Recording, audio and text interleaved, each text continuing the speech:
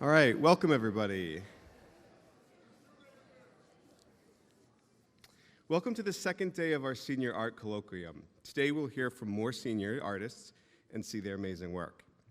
I'd like to take a moment to thank the King School Administration for supporting the arts, the parents who support the arts, the faculty for giving us the time to present the work to you today, and to the grade 11 students in advanced art classes that worked alongside the seniors this year. We look forward to seeing their work next year.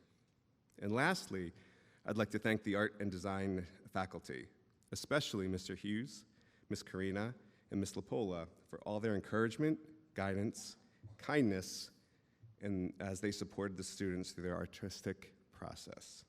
So now I'm going to turn it over to the student artists who make it all possible.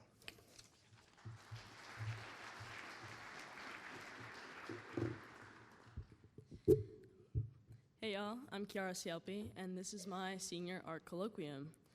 I explored a new theme for myself this year to develop my art after taking ceramics at King for 3 years.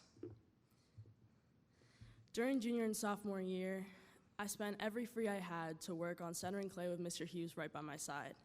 After many collections of wide pots with different textures on the side, I decided to start throwing smaller and bigger pieces alike. I mixed every color of glaze in the clay room, and I don't think there's one color of glaze that I haven't memorized the name of. After mastering centering on the wheel, I decided I needed a change in my pottery style. This leads me to my theme of my new era in pottery, posing the question, are you ready for change? Originally, this mind map on the left shows my plan to begin with Maiolica pottery. I was invested in the little flowers that this design entailed, and I was inspired by the porcelain pottery that I saw on my European art history trip that I took with King in 2021.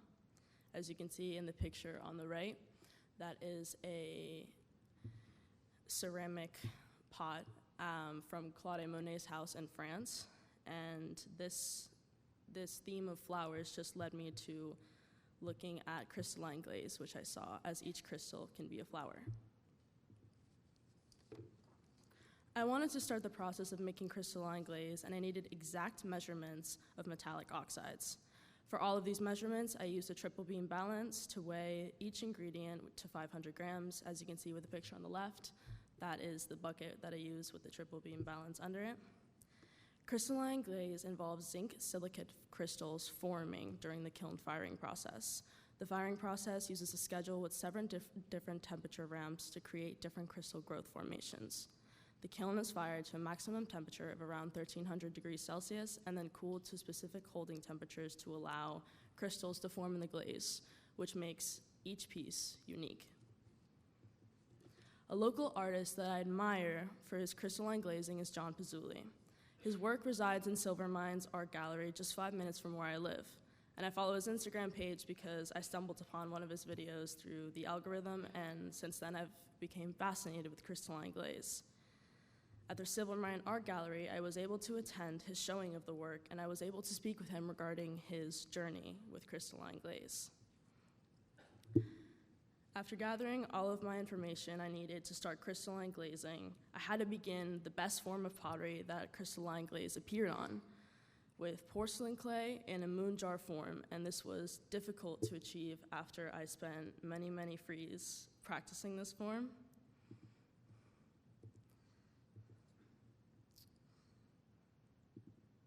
And this is also another video that I just took a little time lapse. And Mr. Hughes is right there next to me, and Mia was also in many of the frees that I spent.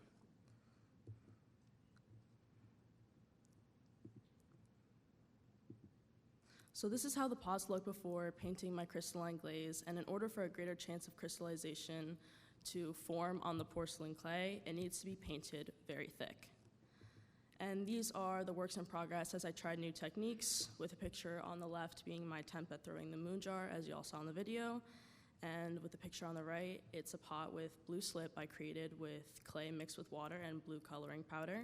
And this pot on the left is a smaller form of a moon jar, with the picture on the right is an ashtray design that I tried. And in order to put pots with crystalline glaze in the kiln, you need to make a ring that fits at the bottom of the pot exactly. and that ring is shown by the red arrow pointing to the blue pot, and with the catch basin to catch that runoff from the crystalline glazing running off of it. As you can see, there is a pool of the crystalline glaze at the bottom of that catch basin, and then you can just take it off. And these are some of my finished works. While some grew prominent crystals, others grew almost no crystals. But this, to me, represents my path of growth as an artist, and although this art form can be controlled, it can also have its own setbacks and successes. Next year, I will be attending George Washington University, and although art will not be included in my major, I am sure that I will be taking a minor in ceramics at their studio at GW. I want to thank Mr. Hughes for teaching me how to use a triple beam balance and how I can realize my full potential as an artist. Thank you as well to Ms. Lapola and Ms. Karina for accompanying me every step of the way during this project, as I needed that steady support and guidance. Thank you for your time.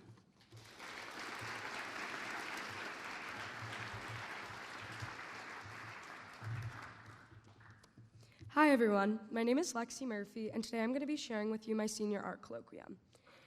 At the beginning of AP Art in September, I was really lost on what path to follow with my overarching inquiry to guide my year's work.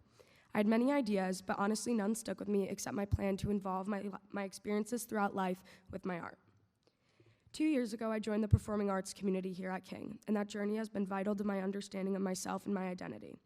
I've finally found my home and family at King, and it's in this theater. Although I struggled to accept this newfound passion of mine at first, I can now say I've never been more proud and grateful to have gained a place in this nurturing family that we call the Performing Arts Department. As I was thinking about my theme, I knew I wanted to display the infinite ways my friendships I have gained in this community have impacted me. Although I left many aspects of my past self and many of my previous relationships behind, I now know that everything happened for a reason. After reflecting on my ideas and experiences, I finally developed my overarching theme. How does the loss and gain of relationships affect our sense of self and our perspective on the future? Before I came to the conclusion of my theme, we had a visiting artist named Leah Caroline come in whose work truly inflicted the light bulb moment in me. Here are a few of her pieces relating to her pregnancy as well as her relationship to her Jewish faith. She works with cyanotypes, a specific type of printing dye, and she encompasses her personal experiences throughout each piece that she makes. I began with my first project and decided it would center around my relationship with my dad. While my attitude during freshman and sophomore year pulled our relationship into not so great waters, finding a new mindset in the theater helped restore the close friendship we had when I was a kid. I began making a digital rendering of stills from a video from my childhood that my dad plays for me often. I then proceeded to make a cyanotype print of it through the process described below. Then I began bringing natural elements into my piece, such as the sand I mixed with acrylic paint to bring more life to my plain print. Then I finished by embroidering gold thread continuing each paths of the kite I was holding and sewing a pink and green kite to resemble my dad and I. This is a photo of my final piece, which I lit up from behind to resemble the lighting of a Broadway marquee. Not only did I gain friends when I joined the theater, but I gained mentors who slowly became some of my greatest inspirations in my life. Mr. Silence and Mr. LaJoy have shown me the liberation that being yourself can bring, and how being a child at heart is one of the greatest qualities a person can possess. So, with the newfound comfort in accepting my innocence and vulnerability that I've gained from two of my favorite people, I began taking photos from my childhood that showed a side of me that has always longed for that storybook ending.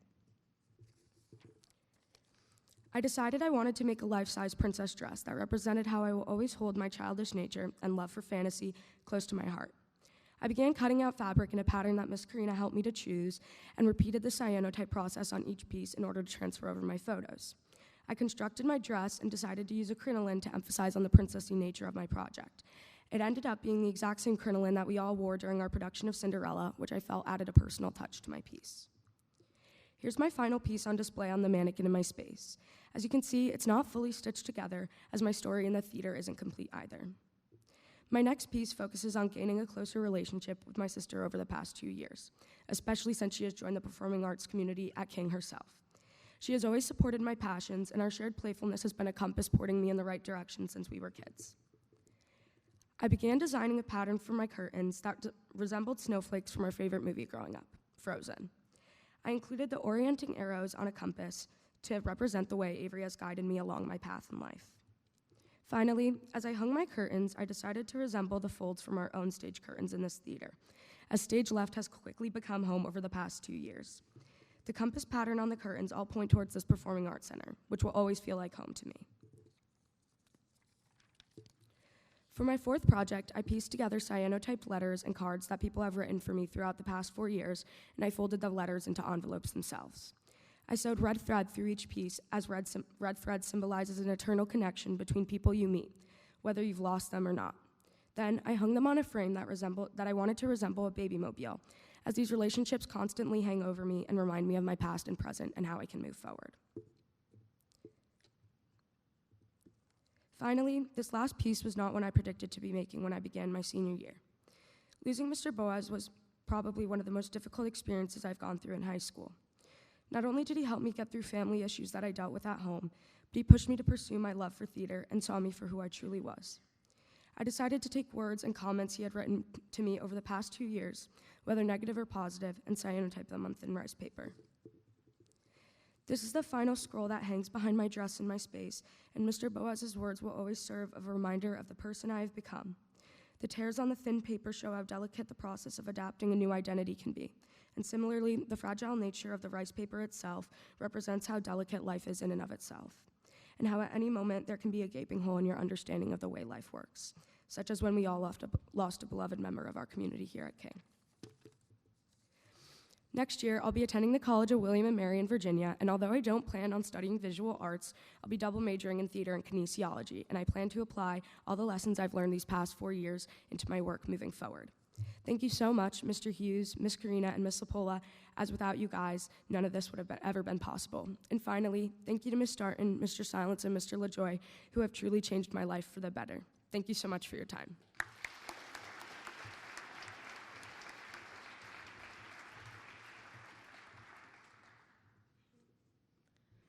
Hi everyone, my name is Ellie O'Brien and this is my art colloquium. To begin, I'd like to talk a little bit about my artistic journey.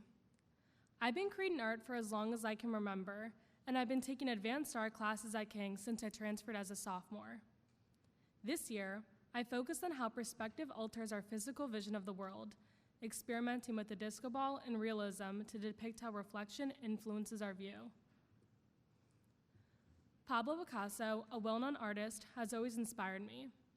I respond to Picasso's emphasis on color and shape because I've always been interested in art that is vivid and expressive. After a lot of research and experimentation, I shifted my focus, changing my inquiry to reflect the emotions I was dealing with.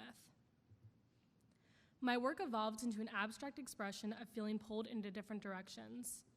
This is the first piece I ever made, distorting a face and using oil pastels, with bold colors and expressive eyes.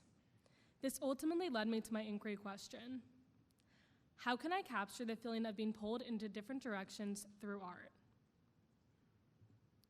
Continuing to work on this series, I chose to keep the background simple and focus on the face itself. I shaped the piece into a half cylinder and added light from within. In wanting to create something on a larger scale, I drew these faces using complementary colors next to each other to make each face stand out. To add emphasis to the faces, I cut them out and adhered them to a piece of wood and added red lights behind. This piece prompted me to continue experimenting with three-dimensional work. For my next piece, I scanned a drawing I made into Illustrator and further distorted it. Then, I brought it to the Innovation Lab and had it laser cut from a piece of wood. I took apart each piece using black and fluorescent pink and green paint. When I reassembled the faces, I arranged them on different levels to create a relief. I continued my investigation into the three-dimensional realm. Next, I distorted a heart and added faces to it to convey the feelings I was experiencing. After sketching, I painted it onto a large canvas, but I was not pleased with the outcome. So, I photographed it and used Photoshop to produce an inverted image of the heart, which I then painted on canvas. To add depth, I went over both hearts with oil pastels. I completed this piece by stitching both sides together, stuffing it, and hanging it from the ceiling to reference a punching bag, exposing the heart's vulnerabilities. So, I thought of creating a large brain to express my conflicting relationship between my emotions and my thinking. After a lot of experimentation, I decided to use insulating foam sealant sprayed onto styrofoam to produce the shape and structure of the brain. To unify the brain structure, I used air-dry clay to mold its bulging sections and to form eyes that spread over it. I noticed that the brain lacked dimension after covering it with acrylic paint. This led me to explore with oil pastels. After numerous attempts, I determined the right color proportions to enhance depth and draw attention to the eyes. To complete this piece, I chose to suspend it from the ceiling so that the viewer could look down on the brain from various angles. The pieces I have created have similarities despite their different forms. They all connect to specific thoughts and feelings that I've had and would like to express. They all include recognizable forms along with abstractions. It's important that I consistently use the form of human eyes throughout my different pieces. I believe the eyes help to express human emotion and connect with viewers. In a similar way, I've used vibrant colors to express dynamic thoughts and feelings, as well as to attract and connect with viewers. Looking back in the range of pieces, I can see how the influence of Picasso's use of color and abstract shape have continued to influence my work throughout different forms and compositions. This exhibit highlights how these themes have evolved throughout my exploration and growth I developed throughout the year. Next year, I'll be continuing my academic and artistic studies at Tulane School of Architecture. Lastly, I'd like to thank the entire art department, but particularly Ms. Karina, Ms. Sapola, and Mr. Hughes. I've had the privilege of having each of you as my art teachers and will continue to use the lessons you've taught me in years to come. Thank you all for listening.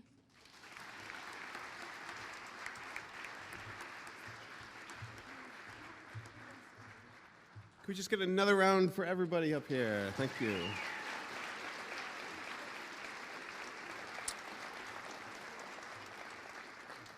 I just want to encourage everybody to take an art class. If you have that in your schedule, go for it. You don't have to take a major. You can take a minor in a painting or drawing class or an AV class. All of those are great, and you get such a great experience.